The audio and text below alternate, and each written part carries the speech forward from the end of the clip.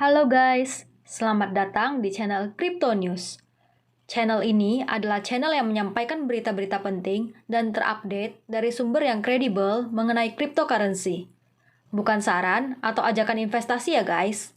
Mohon di-yours sebelum melakukan investasi apapun.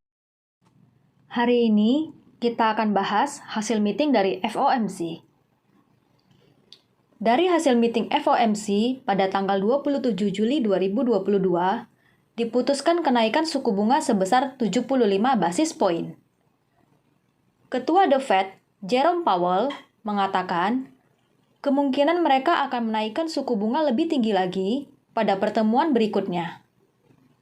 The Fed tidak akan ragu untuk menaikkan suku bunga sebanyak 100 basis poin jika diperlukan.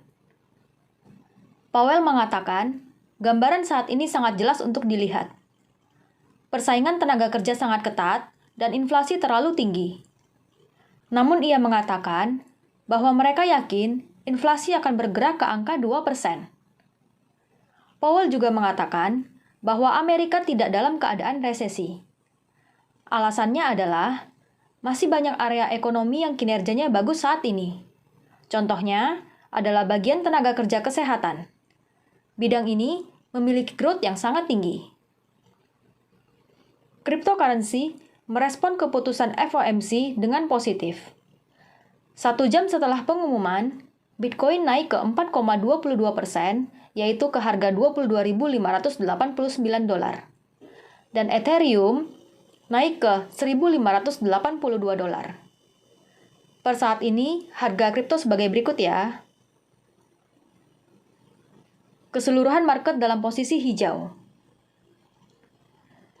Jadwal meeting FOMC selanjutnya adalah di tanggal 20-21 September 2022.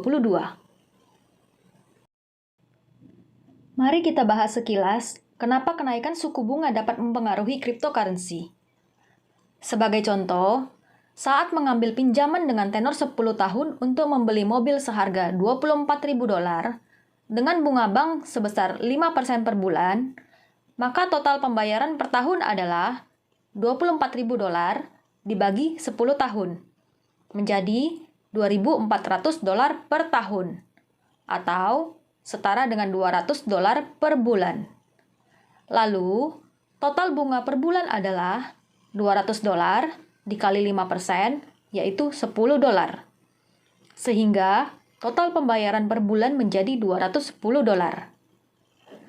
Ketika suku bunga dinaikkan menjadi 10%, maka total bunga per bulan menjadi $200 dikali 10%, yaitu $20. Sehingga total pembayaran sebulan menjadi $220. Hal ini menyebabkan jumlah yang harus dibayar menjadi lebih besar, sehingga orang-orang akan berpikir lagi untuk mengambil pinjaman.